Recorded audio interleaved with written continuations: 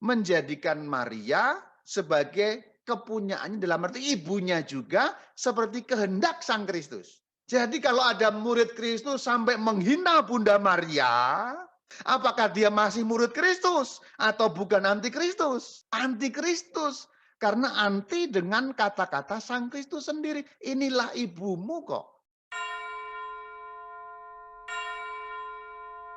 Tidak ada nama. Tapi tradisi suci Gereja Katolik mengenali bahwa itu adalah Yohanes Penginjil. Berarti Yohanes saudara Yakobus, anaknya Bapak Zebedeus. Ini mengenai murid yang dikasih. Ya, pertanggungjawabannya ada, tapi nanti terlalu panjang lebar kalau kita membuka tradisi suci. Kapan-kapan kita bisa bicara khusus mengenai tradisi suci. Jadi ini jelas Yohanes Penginjil. Meskipun beberapa ahli nggak setuju itu soal lain, tapi Gereja Katolik mengatakan itu Yohanes. Kemudian kita perhatikan pada ayat yang sama, ketika mengatakan kepada ibunya, dikatakan berkatalah ia kepada ibunya, kepada miternya itu, ibu. Perhatikan kata ibu, ada dua kata ibu dalam terjemahan bahasa Indonesia. Ia berkata kepada ibunya. Kemudian ibu, kan berarti dua kali ya. Berkata kepada ibunya, ibu. Tapi kalau kita lihat di dalam teks asli bahasa Yunaninya tidak ada seperti itu. Dalam teks Yunani, kata yang diterjemahkan dengan kata ibu itu berbunyi gine. Harafiahnya perempuan. Jadi sebenarnya kalau terjemahannya mau literal, bunyinya begini. Berkatalah ia kepada ibunya, perempuan atau wanita, ya sama, perempuan atau wanita, inilah anakmu. Ini kalau harafiah, penerjemahan lurus. Penerjemahan menjadi ibu memang mungkin bukan salah ya, bukan salah. Terjemahan memang selalu susah. Saya sering mengatakan terjemahan itu banyak problem karena mengalih bahasakan itu selalu nggak gampang. Mengalih bahasakan itu kan sulit sekali ya. Mungkin kalau kita dalam bahasa Indonesia kalau dengar seperti ini kan jadinya aneh ya. Berkatalah ia kepada ibunya, perempuan. Wah kan kayak kasar dalam bahasa Indonesia ya. Mungkin karena alasan itulah diterjemahkan menjadi ibu yang lebih smooth ya. Terjemahan asli kalau mau harafiah perempuan. Mengapa Maria disebut perempuan? Nah ini menarik sebenarnya. Kalau diterjemahkan dengan kata ibu menjadi kurang terlihat hubungan atau maksudnya. Tapi ketika menerjemahkan dengan kata perempuan, Maria di sana disebut si atau sang perempuan atau sang wanita, ini hubungannya dengan kitab Kejadian sebenarnya. Ini bicara mengenai perempuan dan keturunan si perempuan. Perempuan yang pertama adalah Hawa, perempuan yang kedua sebagai pembaharu dari perempuan pertama, Hawa baru itu Maria. Jadi hubungannya jelas. Jadi Yohanes 19:26 kata perempuan terkait dengan Kejadian 3:15 yang juga menyebut perempuan. Di dalam tradisi teologi Katolik, Kejadian 3 ayat 15 ini disebut proto-evangelium. Apa artinya proto-evangelium? Proto pertama, Injil itu evangelium. Berarti Injil pertama, kabar gembira pertama. Apa kabar gembiranya? Kita baca. Aku Allah akan mengadakan permusuhan antara engkau, ular, dan perempuan ini. Berarti Hawa. Antara keturunanmu, keturunan ular, dan keturunannya, keturunan si perempuan. Berarti keturunan si perempuan, ya perempuan yang disebut dalam Injil Yohanes itu. Nah ini konteksnya. Berarti di sini sebenarnya penulis Injil Yohanes mau mengkontekskan bahwa ketidaktaatan si perempuan yang dulu awal mula diperbaiki dengan perempuan baru atau Hawa baru yang muncul di perjanjian baru yaitu Bunda Maria. Keturunan si perempuan yaitu sang wanita yaitu Maria, Hawa baru membalikan ketidaktaatan yang pertama dengan kemudian taat. Karena mengatakan aku ini hamba Tuhan terjadi padaku menurut perkataanmu. Jadi sebenarnya tafsirannya seperti itu. Kalau dalam tradisi teologi atau pengajaran iman Katolik. Memang kalau diterjemahkan dengan perempuan aneh sekali bunyinya. Tapi ya bunyi Yunaninya memang seperti itu. Gine, perempuan, wanita. Ya saya maklum terjemahan itu menjadi ibu tidak salah sekali lagi. Namun kalau kita kupas seperti ini, itulah gunanya Perlu kupasan Alkitab sehingga kita mengerti. Karena apa? Meskipun Alkitab diterjemahkan dalam bahasa Indonesia, ada banyak hal yang tidak bisa begitu saja langsung ngerti maknanya. Kalau ceritanya kita ngerti, anak TK juga ngerti ya, asal bisa baca ngerti. Tapi ini kita soal makna. Makna dan sambungan alusi-alusi dengan ayat-ayat lain. Ini terjemahan juga bukan salah, sekali lagi ada problem juga. Ayat 27 ya, ketika bicara kepada murid, kepada Yohanes, sejak saat itu murid itu, Yohanes, menerima dia, Maria, di dalam rumahnya. Sebenarnya terjemahan di dalam rumahnya, dalam bahasa Yunani berbunyi taidia. Idia itu artinya kepunyaan, menjadi milik. Jadi miliknya.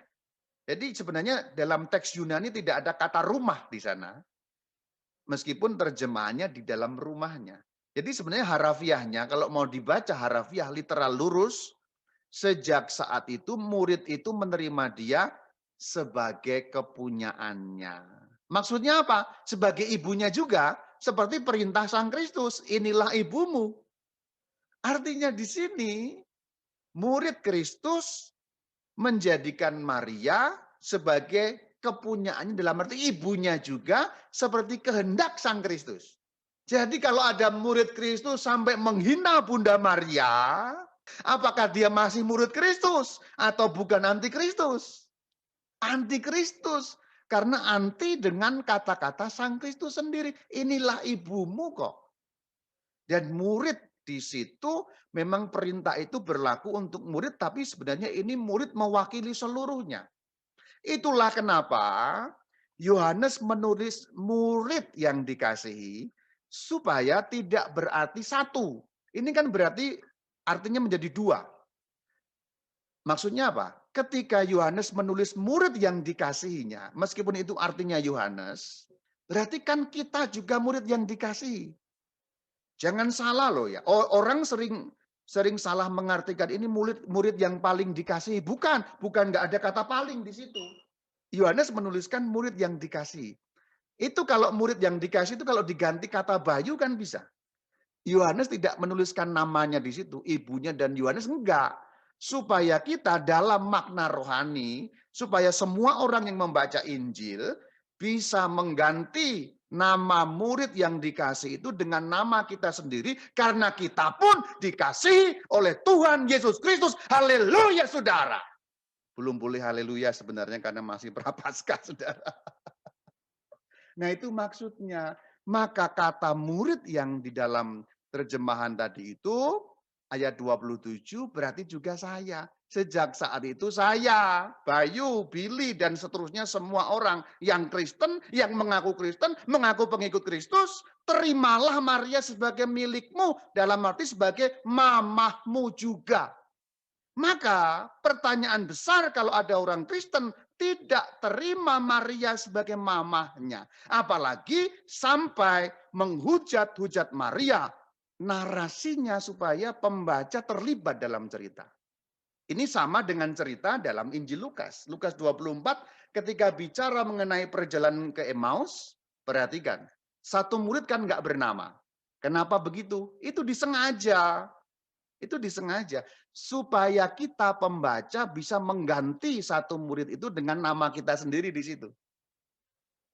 Yang murid ke Emmaus jalan itu loh. Satu disebut namanya, satu enggak disebut namanya. Apakah berarti itu lupa Lukas? Enggak lupa.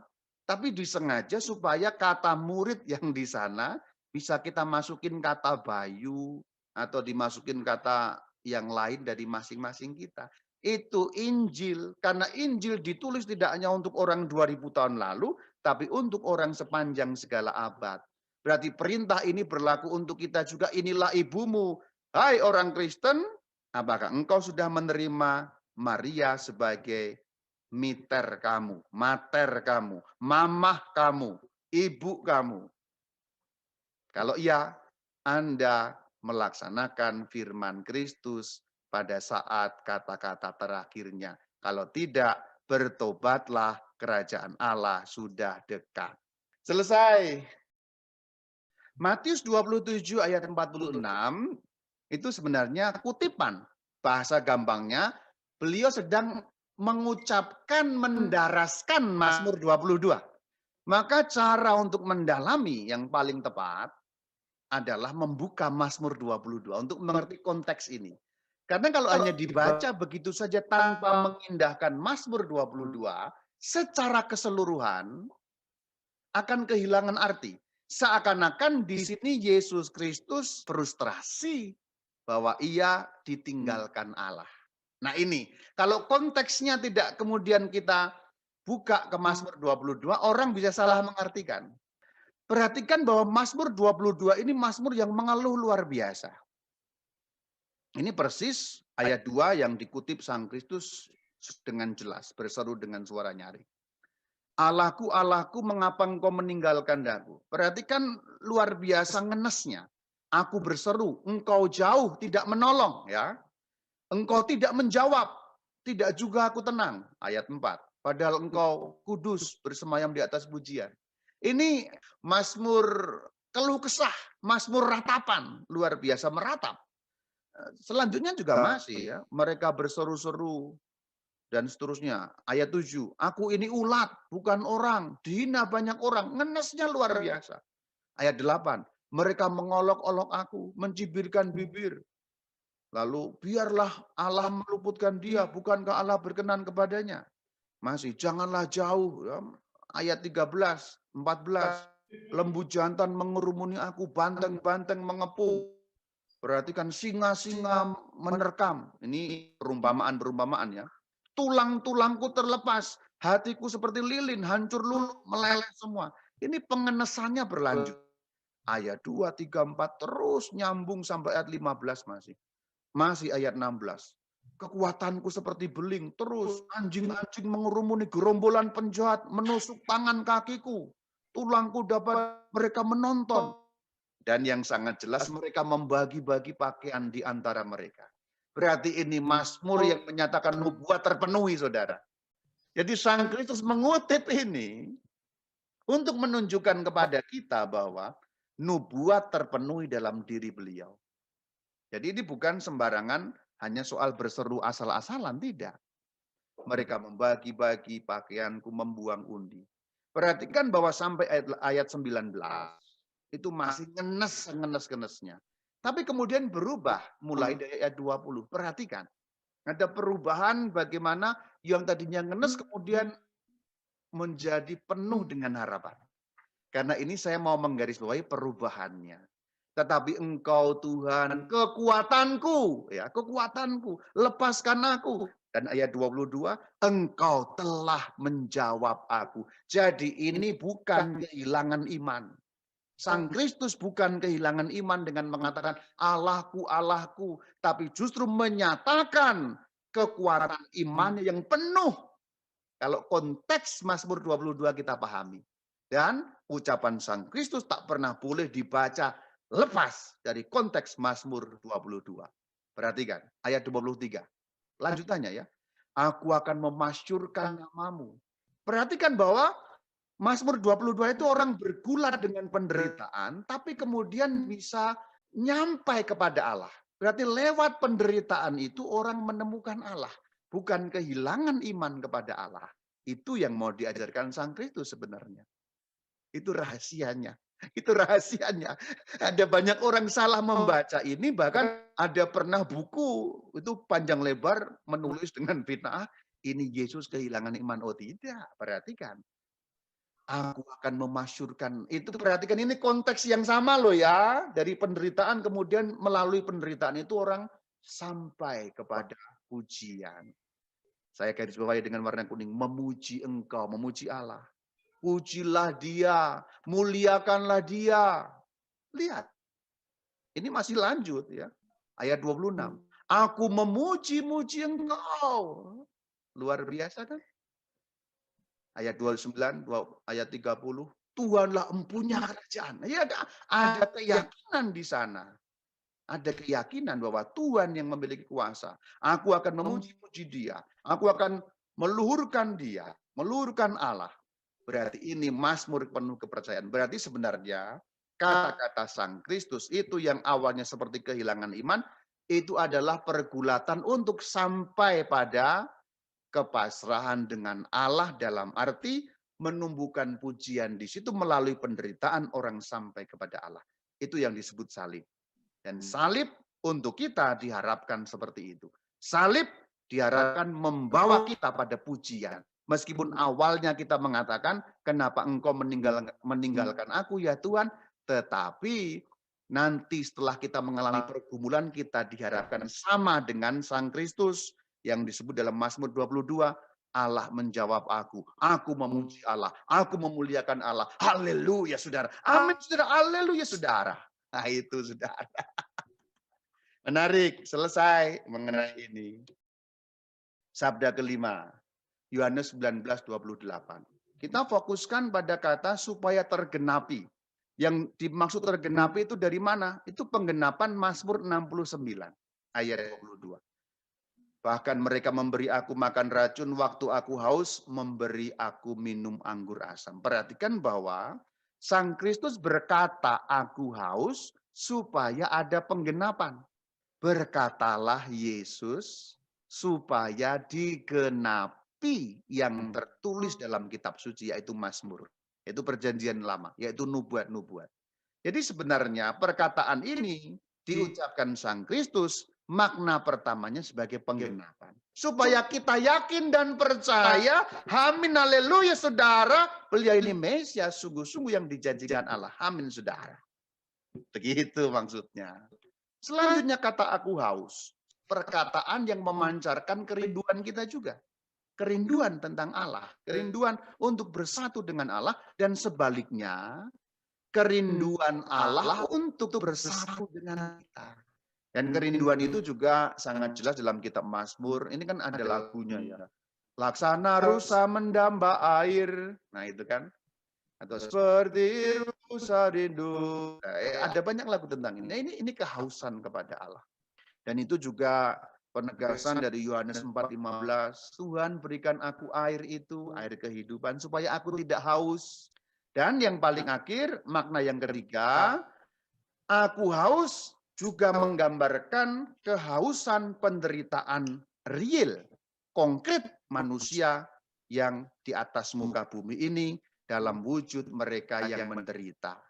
Maka dalam pengadilan terakhir Matius 25:35, ketika aku lapar, kamu memberi aku makan. Ketika aku haus, kamu memberi aku minum. Jadi ini menggambarkan pelajaran bahwa Sang Kristus mengajari kita, kehausanku nanti akan terulang lagi dalam kehausan manusia-manusia yang sungguh membutuhkan bantuan kita.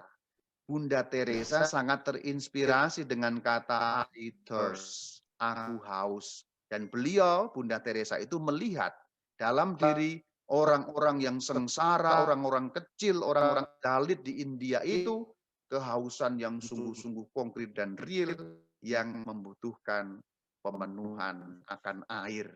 Jadi kata aku haus, maknanya bertumbuk-tumbuk sekurang-kurangnya 3. Pertama, pemenuhan nubuat. Yang kedua, kehausan kita akan Allah dan kehausan Allah untuk menyatu dengan kita. Hubungan relasi yang mendekat yang sungguh dirindukan, kerinduan yang mendalam. Dan yang ketiga, kehausan sebagai lambang manusia-manusia konkret yang kekurangan, termarginalkan, yang butuh untuk kita tolong, karena nanti itulah ukuran kita sebagai pengikut Kristus. Shalom alaikum.